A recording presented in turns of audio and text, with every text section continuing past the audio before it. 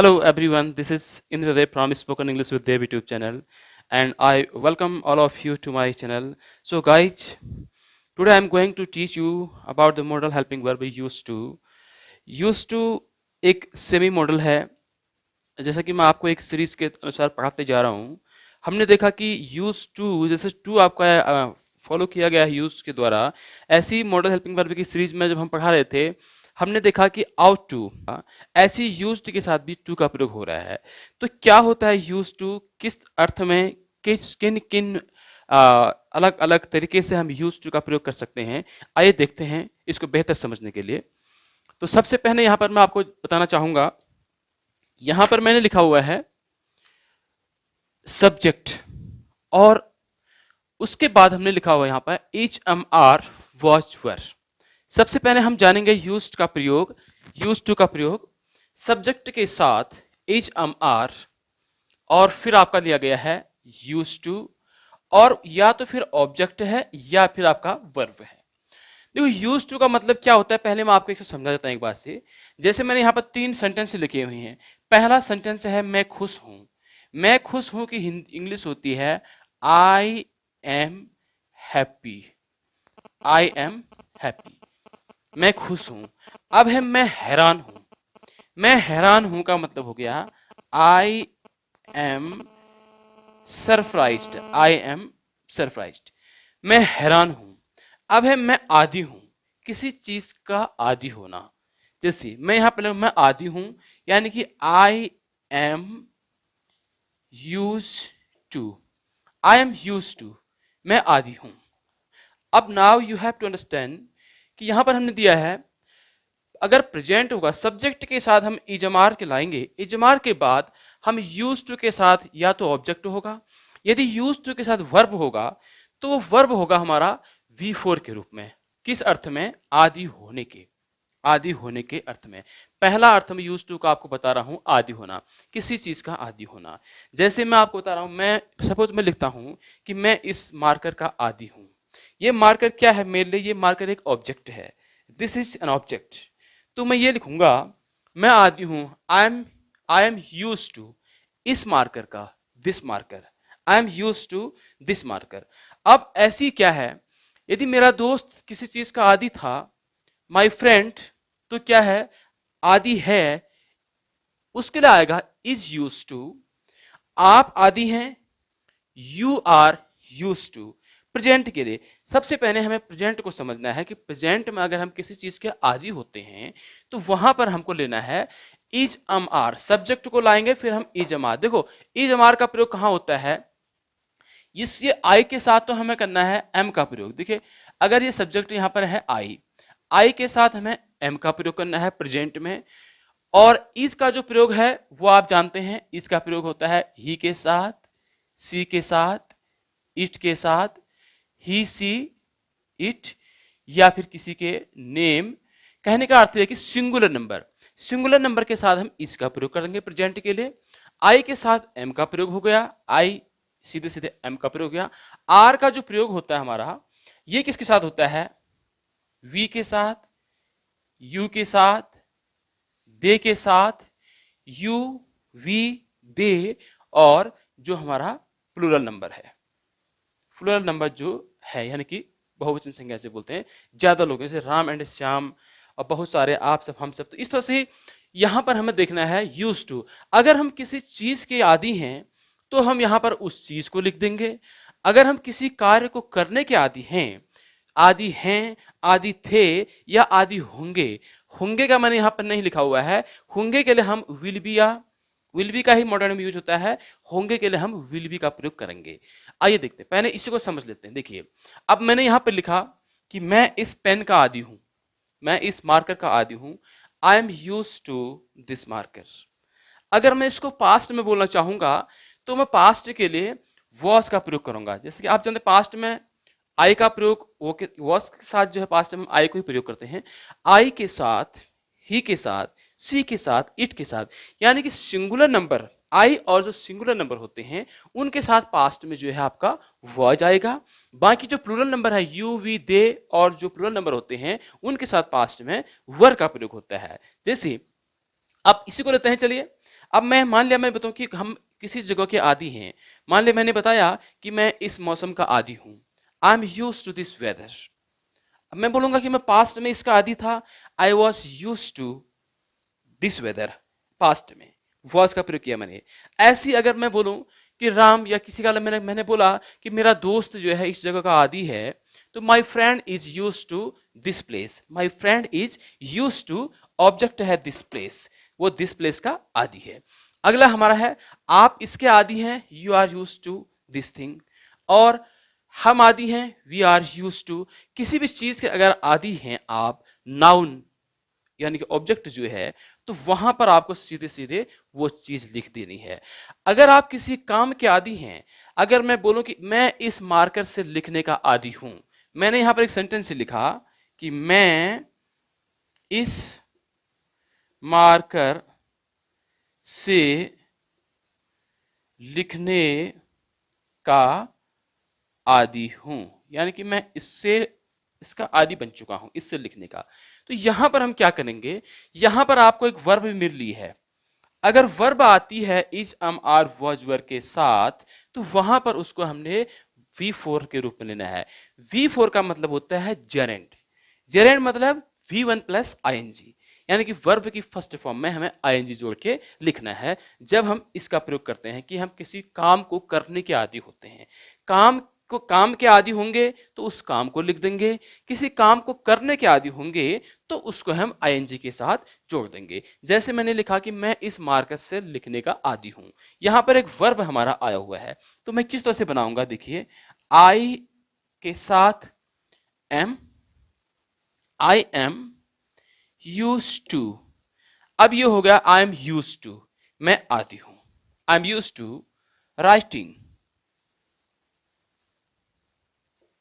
Writing किसका, इस marker से, writing, I am use to writing with this marker. देखिए I am use to writing with this marker. अब sentence से आता है, मैंने लिखा कि रोहित सुबह सुबह दौड़ने का आदी है, Rohit is use to running early in the morning. या मैं रोज घूमने का आदी हूं, I am use to walking every day. अगर इसको आप नेगेटिव में बनाना चाहते हैं, तो मैं एक सेंटेंस के माध्यम से आपको समझा रहा हूं, ज्यादा से ज्यादा आपको प्रयोग करना है। इसको अगर आप नेगेटिव में बनाना चाहते हैं तो आपको क्या करना है, नेगेटिव बनाने के लिए हमारा जो नेगेटिव बनता है, इन सब में आपको क्या कर देना है, नेगेटिव सेंटेंस में सब्जेक्ट आप लाओगे सबसे पहले, सब्जेक्ट के बाद आपको is am are was were, जैसा यहां पर दिया गया है, आपको इज के बाद एम आर वॉच वर के साथ आपको नॉट लगा देना है। उसके बाद आपको लिखना है, ये लिखा, उसके बाद आपको लिख देना है आई एम या आई वॉच नॉट, फिर आपने लिखा यूज टू। यूज टू के बाद सेम है, अगर ऑब्जेक्ट है तो ऑब्जेक्ट लिखिए, अगर वर्ब है तो आपका उसको V4 के रूप में लिखना है, प्लस अदर वर्ड आपका आ गया। इस तरह से आपको इसको बनाना है। जैसे आपका लिखा, मैंने लिखा कि मैं इस मार्कर का आदी नहीं हूं, तो हमारा सेंटेंस क्या बन जाएगा, देखिए I am not use to this marker. मैं इस वेदर का आदी नहीं हूं, I am not use to this weather. अब मैंने बोला मैं इस मार्कर से लिखने का आदी नहीं हूं, I am not use to writing with this marker. आप ये समझना है कि जब हमारा इस तरह का सेंटेंस बन रहा है कि अगर हमें यूज करना है खाली नाउन ऑब्जेक्ट अगर आएगा तो यूज टू के साथ उसको यूज कर देंगे, अगर वर्ब के रूप में आएगा तो उसके साथ हमें इसको लिख देना है। यहां तक का हमारा ये क्लियर हो गया। अगला हम इसको इंटरोगेटिव में बनाएंगे।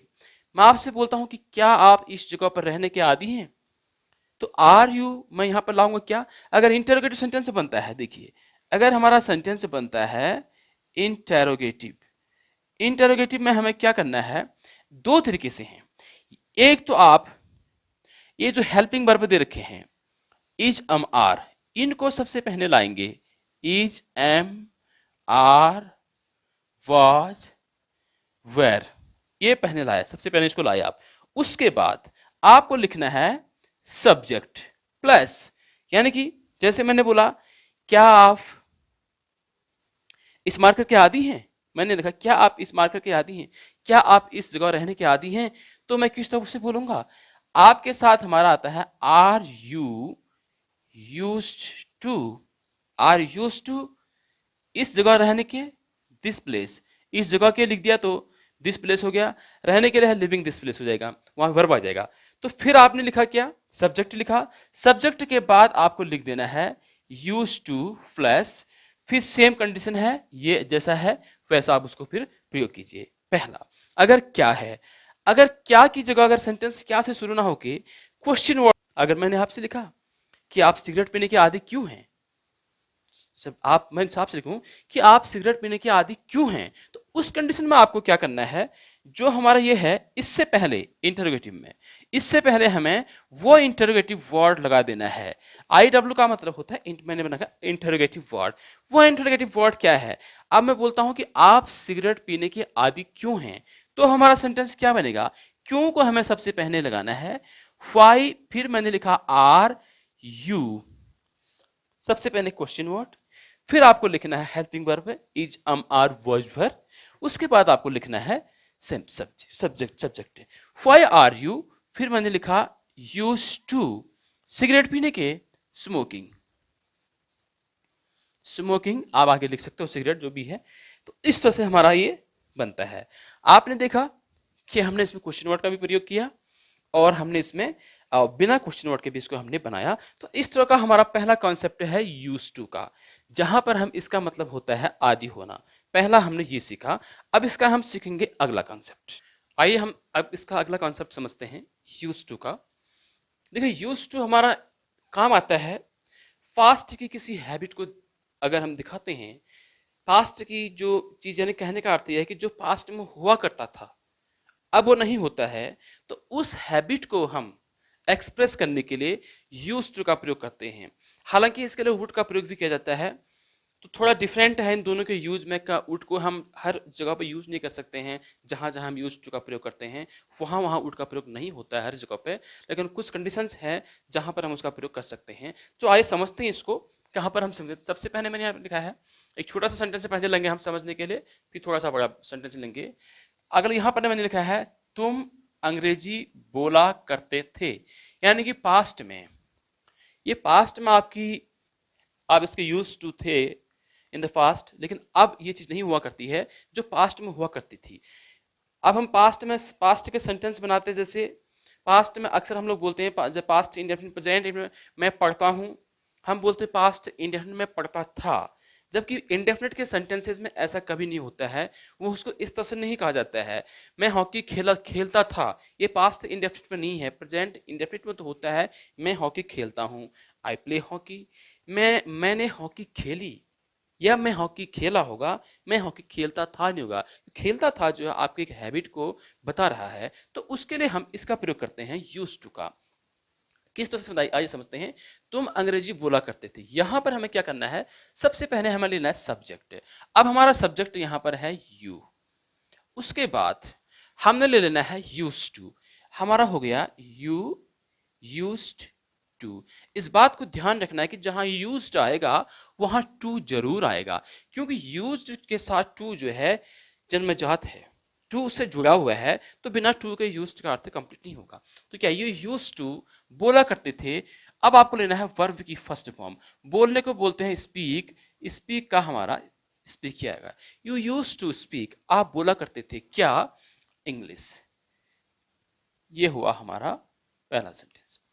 अगला है, अब देखिए इसको, राधा बहुत तेज दौड़ा करती थी, राधा बहुत तेज दौड़ा करती थी, तो हमारा सब्जेक्ट है राधा, हमने लिखा राधा क्या करती थी, use to, Radha use to, दौड़ने को बोलते हैं run, Radha use to run, थोड़ा और अच्छे से लिख देता हूं इसको, Radha use to run very fast, बहुत तेज दौड़ा करती थी राधा।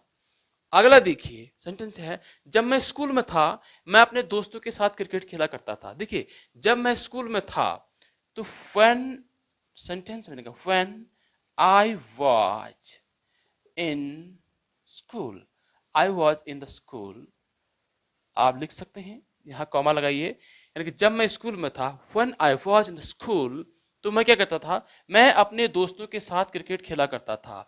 आई हमारा आ जाएगा used to play cricket, I used to play cricket. देखिए मैं क्रिकेट खेला करता था किसके साथ, देखिए when I was in the school, जब मैं स्कूल में था, I used to play cricket, हमने सब्जेक्ट लिया, सबसे पहले सब्जेक्ट हो गया आई, यूज्ड टू प्ले, मैं खेला करता था क्या, क्रिकेट, किसके साथ, अपने दोस्तों के साथ, with my friend, with my friends.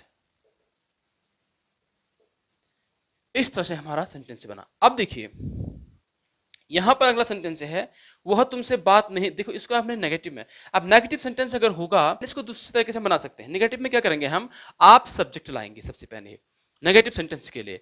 जब सेंटेंस नेगेटिव होगा तो नेगेटिव सेंटेंस के लिए हमें क्या करना है, देखिए सबसे पहले हम लेंगे सब्जेक्ट, सब्जेक्ट के बाद हम ले लेंगे डिड नॉट। अब जहां से डिड नॉट आ गया तो आपको देखना है कि डिड नॉट के साथ जो नियम लागू होता है, डिड, डिड के साथ हमेशा वर्ब की फर्स्ट फॉर्म आती है। अब यहां यूज ना होगे, यूज टू हो जाएगा। यूज्ड आपका की कहानी यहां पर आपका खत्म हो जाती है नेगेटिव सेंटेंस में और इंटरोगेटिव सेंटेंस में, क्योंकि यहां पर डिड आया हुआ है। डिड के साथ हमेशा वर्ब की फर्स्ट फॉर्म आती है। देखो वह तुमसे बात नहीं किया करता था, तो किस तरह से बनेगा, he did not, he did not लिखेंगे हम, उसके बाद हम लिखेंगे यूज। अब यूज्ड नहीं आएगा क्योंकि डिड के साथ वर्ब की first form, he did not use to talk, he did not use to talk to you, आपसे बात वो नहीं किया करता था, talk to you। देखिए पहला लिखा हमने। अब अगला सेंटेंस, क्या वह रोज यहाँ आया करता था, क्या वह रोज यहाँ आया करता था। अब इंटरोगेटिव सेंटेंस में आपको क्या करना है, सबसे पहले हमें डिड का प्रयोग करना है। जब वाक्य में शुरू आए, यानी कि यस नो टाइप्स अगर सेंटेंस आता है, क्या ये काम हुआ करता था, आपको बोलना यस हाँ ये हुआ करता था, नहीं हुआ करता था, यस और नो आंसर टाइप क्वेश्चन जो होते हैं जब क्या से शुरू होते हैं तो हमें डिड को पहले लाना है। क्या वह रोज यहाँ आया करता था, तो सबसे पहले हमने लिखा डिड, डिड के बाद हमने लिखना है सब्जेक्ट, डिड ही आपका सब्जेक्ट हो गया ही, फिर हम लिखेंगे यूज। अब यूज्ड नहीं आएगा क्योंकि इसको ध्यान देना, डिड के साथ हमेशा वर्ब की फर्स्ट फॉर्म का नियम लागू होता है। डिड ही यूज्ड टू आया करता था, कम हियर, कब, एवरी डे रोज। Did he used to come here, आप चाहो डेली लिखो या एवरी डे लिखो। अगला है, तुम वहां क्यों जाया करते थे या तुम वहां क्यों जाते थे। देखो जाया करते थे या जाते थे कोई अंतर नहीं है, तुम वहां क्यों जाते थे या तुम वहां क्यों जाया करते थे। अब यहां पर हमारा क्वेश्चन वर्ड आया हुआ है, सबसे इसको हमें ध्यान देना है।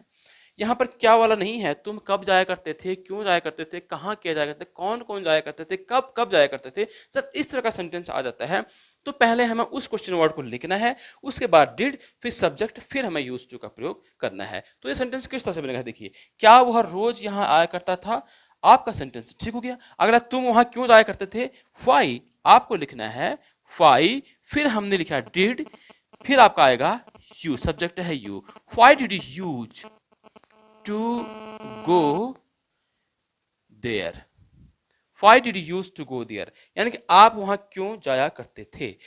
ये हमारा बनेगा इस तरह से इंटरोगेटिव के साथ। ये हमने देखा कि हमें यूज टू का प्रयोग इस तरह से करना है। अब समझना है उट का कॉन्सेप्ट। उट का कॉन्सेप्ट क्या है, जहां जहां हमने ये लिखा हुआ है, यानी कि मैं अंग्रेजी बोला करता था, आई यूज टू स्पीक इंग्लिश, यहां पर आप उट का प्रयोग कर सकते हो आप, लेकिन टू, उट के साथ टू का प्रयोग नहीं करना है। आई यूज टू स्पीक इंग्लिश की जगह ये है, तुम अंग्रेजी बोला करते थे, आप इसको ऐसे भी लिख सकते हैं। उट के कॉन्सेप्ट को अगर आप यूज कर रहे हैं तो हमारा सेंटेंस हो जाएगा, आई वुड, तुम अंग्रेजी बोला करते थे, you would, you would speak, you would speak English. इतनी जगह कहां, जहां जहां आपका दिखेगा कोई काम हो रहा है, कोई वर्ब है, जब काम हो रहा है। अगर ये सेंटेंस ये लिखूं मैं कि मैं, यहां पर मैंने लिखा मैं एक अच्छा विद्यार्थी हुआ करता था, ध्यान देना आपको। अब यहां कोई वर्ब नहीं है, यहां पर एक स्ट्रेस स्टेट को दिखाया गया है, ये कंडीशन है, स्टेट है।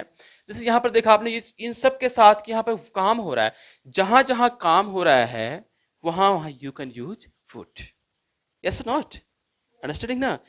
जहां जहां क्या हो रहा है, काम, जहां वर्ब है you can use would. But जहां काम नहीं है, एक स्टेट को दिखा रहा है, जैसे मैं एक अच्छा विद्यार्थी हुआ करता था, यहां आप वुड का प्रयोग नहीं कर सकते हैं। यहां क्या करना है आपको, you only have to use क्या, यूज टू। क्या, मैं एक अच्छा विद्यार्थी हुआ करता था, आई, यहां पर आपको देखना, देखिए, I use to be a good, विद्यार्थी मतलब student, I use to be a good student. ये नहीं कह सकते हैं कि I would be a good student, sentence would be wrong. Okay, ये है हमारा कॉन्सेप्ट। जहां स्टेट को दिखाएंगे वहां पर आपको यूज टू का प्रयोग करना है, और जहां पर हम वर्ब के साथ दिखाएंगे, मैं खेला करता था, मैं जाया करता था, मैं गाया करता था, तो वहां पर आपको इसका प्रयोग करना है। आप लिखना है कि मैं दिल्ली में रहा करता था, सेंटेंस है मैं दिल्ली में रहा करता था, कब, जब मैं बच्चा था, when I was a kid I used to live in Delhi। तो आप वहां पर ये नहीं कर सकते कि I would live in Delhi, क्योंकि वह एक स्टेट है, वहां पर आपको यूज टू का ही प्रयोग करना है। जहां वर्ब आएगा वहां पर आप इसका प्रयोग भी कर सकते हैं।